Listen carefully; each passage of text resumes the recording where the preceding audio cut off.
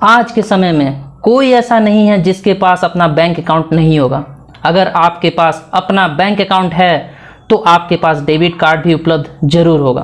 क्या आप जानते हैं कि आपके पास जो डेबिट कार्ड है वो किस पेमेंट नेटवर्क प्रोवाइडर का है? अब ऐसे में कुछ लोग कहेंगे कि यह पेमेंट नेटवर्क क्या होता है।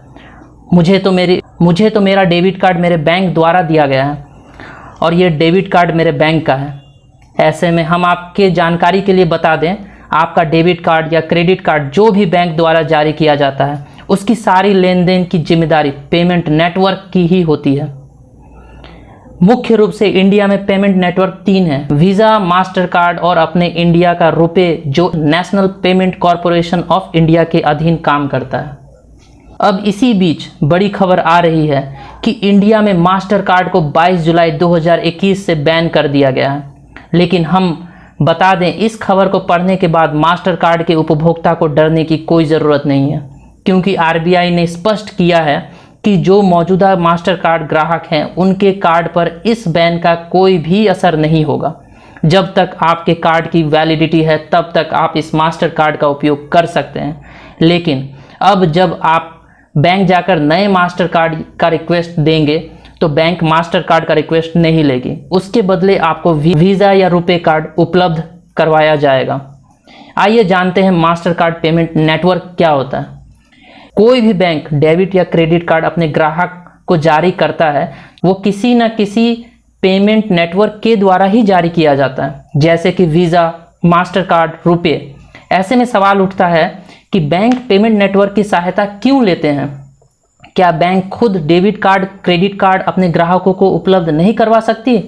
तो इसका जवाब है नहीं, क्योंकि बैंक जब भी कोई डेबिट या क्रेडिट कार्ड उपलब्ध करवाता है तो उसे पेमेंट नेटवर्क की सहायता लेनी होती है। पेमेंट नेटवर्क का काम होता है कि आपके बैंक और आपके कार्ड के द्वारा जो भी ट्रांजैक्शन हो उस ट्रांजैक्शन को वेरीफाई और सही पेमेंट हो, इसकी निगरानी करना। उदाहरण के लिए, आप अगर 1000 रुपये का पेट्रोल ले रहे हैं और आप पेट्रोल पंप को 1000 रुपये का पेमेंट करते हैं तो यहीं पर पेमेंट नेटवर्क काम करता है। आपके पेमेंट को पूरा करने के लिए जब आप पेमेंट करने के लिए स्वैपिंग मशीन में कार्ड डालते हैं तब मर्चेंट से पेमेंट नेटवर्क को रिक्वेस्ट भेजा जाता है। अब पेमेंट नेटवर्क आपके बैंक से कंफर्मेशन लेती है कि जो आपने पिन डाला है या आपने जो अमाउंट एंटर किया है क्या वो सही है, क्या आपके अकाउंट में सफिशिएंट बैलेंस है। अब आपके बैंक अकाउंट से पैसा डेबिट होकर पेट्रोल पंप वाले का जो भी अकाउंट हो उसमें यह बैलेंस क्रेडिट कर दिया जाता है। चलिए जानते हैं मास्टर कार्ड को इंडिया में बैन क्यों किया गया। आरबीआई द्वारा दी गई जानकारी के अनुसार मास्टर कार्ड में कुछ डेटा की गड़बड़ी पाई गई है, जिसके वजह से आरबीआई ने 22 जुलाई 2021 से मास्टर कार्ड को इंडिया में बैन कर दिया है। आरबीआई ने इसकी जानकारी 14 जुलाई 2021 को प्रेस कॉन्फ्रेंस करके बताया।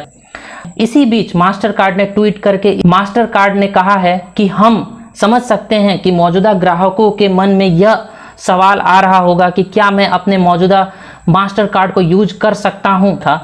आप पहले की तरह ही ऑनलाइन किसी स्टोर पर यूज कर सकते हैं। इंडिया और इंटरनेशनली कहीं भी अगर आप जा रहे हैं तो अपने मास्टर कार्ड का उपयोग कर सकते हैं, उसकी सारी सुविधाओं का लाभ उठा सकते हैं। यह स्पष्ट नहीं हुआ है कि मास्टर कार्ड के डेटा में ऐसी क्या गड़बड़ी पाई गई जिसकी वजह से मास्टर कार्ड को इंडिया में बैन कर दिया गया। हालांकि यह बैन लाइफ टाइम के लिए है या कुछ समय के लिए है, यह अभी स्पष्ट नहीं किया गया।